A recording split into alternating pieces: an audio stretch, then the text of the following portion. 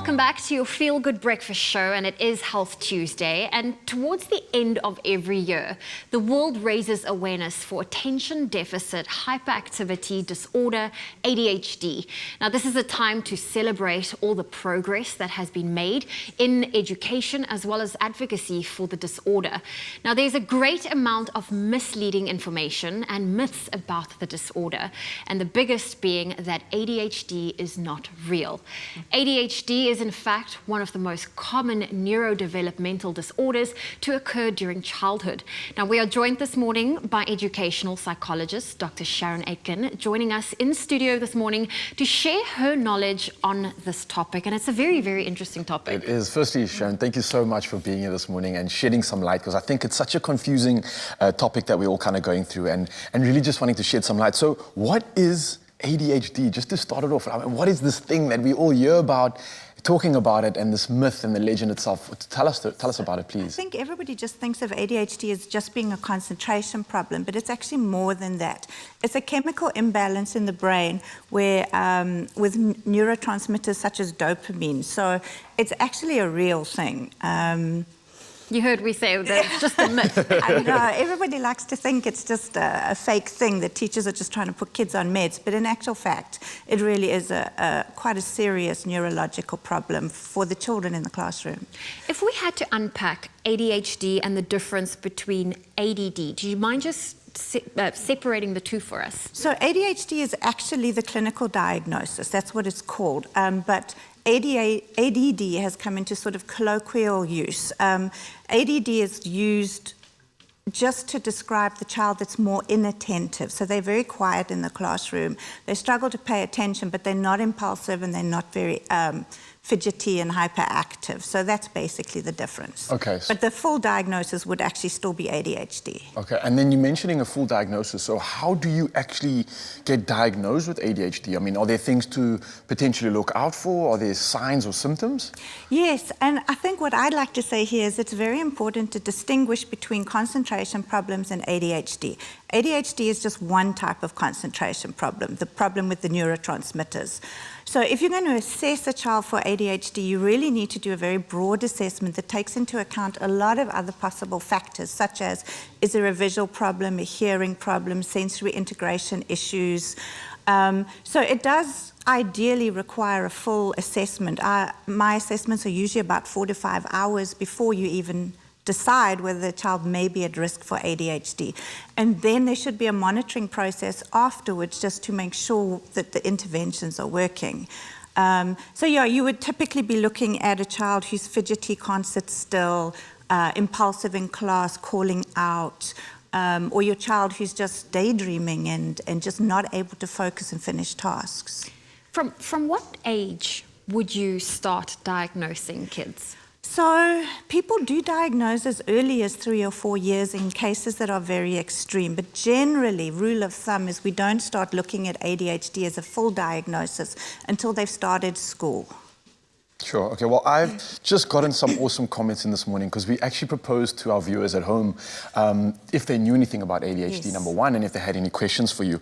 And we actually got some really cool comments coming in. So I've got one from Zaza Jackie, who says it affects the one, well, she's asking if it can affect one academically, or is there a certain subject at school that does maybe get affected? And if so, is there medication for it or anything that can help? So this is the question we have from Zaza. Zaza. Yes. Hey, Zaza, yes, definitely.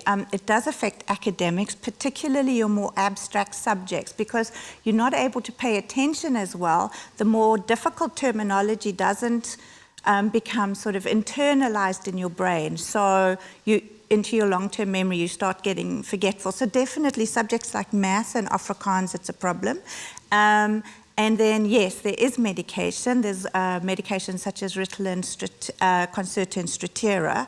And those can be life-changing. If it's a real ADHD, not another concentration So obviously problem. just don't go straight out and get the medication, No. rather get a diagnosis first. Because you could find out that you actually just need glasses, and there you are taking medication and it's unnecessary. All right, well, Zaza, I hope had that. Zaza, I hope that answers your question. And then we've got another one coming through here from Mokatla, who says, it saddens me, especially when kids are suffering from this disease, but can it be hereditary?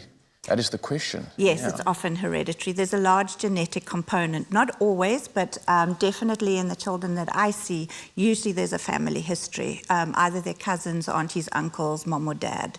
Okay. I've always wanted to know what happens when ADHD goes untreated.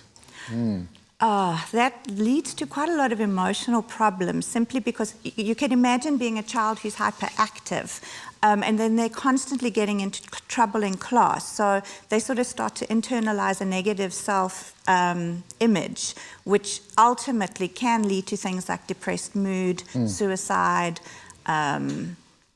high levels of anxiety is another one, because you're constantly getting reprimanded. Even if you're quiet and inattentive, you're not finishing your tasks. So the teacher's often just, hucking you, for want of a better word, like, come, finish. Yeah. Why are you so slow? Why are you so Something slow? that's not in your control. And you can't do anything about it. So it does lead to quite a degree of emotional difficulty. I've got one more here which I have to ask, and I think it's really important to get this one out, because I think a lot of people might have this. So the question is, can a child outgrow ADHD? So I know a lot of people that might be thinking, I have it, how do I live with it? So the question is, can I outgrow it? And as a young kid or as a young age, someone confirmed the child has gotten, how do you make sure they have ADHD? So you've mentioned you obviously get it diagnosed, Yes. but is it something you can outgrow or outlive? Yes, some people do outgrow it. So what I've noticed is quite often as you go into puberty, the ADHD can get worse, and often that's the time it's first diagnosed. Okay. And then with those children, often they outgrow it as all their hormones settle down, or it's so mild that they actually can just control it with just behavioral interventions and management. But some people, it lasts their life. So they choose how to use their medication. So they'll know, today I don't need meds, but tomorrow I've got to do something where I need to concentrate, so I'll use my medication. So yes, adults have it, and they can have it all their lives. Brilliant. Wow. Well, Dr. Sharon, thank you so much for joining us this morning, and I hope that was informative for you around ADHD and the importance of it. And you know what, I think the one thing that is important is knowledge, doing research on it and not giving in to all the misinformation that there is. So Dr. Sharon, thank you for joining us, and I hope that was enlightening you this morning on a Health Tuesday on your Feel Good Breakfast Show.